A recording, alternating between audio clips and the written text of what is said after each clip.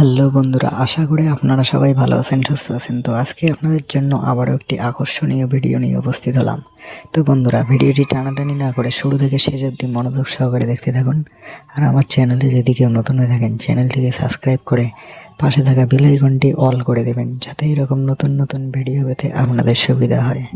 তো বন্ধুরা, আমার কি দোষ এই ভিডিওটির পার্ট 1 আপনারা নিশ্চয়ই সবাই দেখেছেন। তো পার্ট 2 আপলোড করা হয়ে গেছে। যারা যারা এখনো পর্যন্ত দেখেননি তারা অবশ্যই পল্লীগ্রাম টিভি অফিসিয়াল ইউটিউব চ্যানেলে গিয়ে দেখে আসবেন।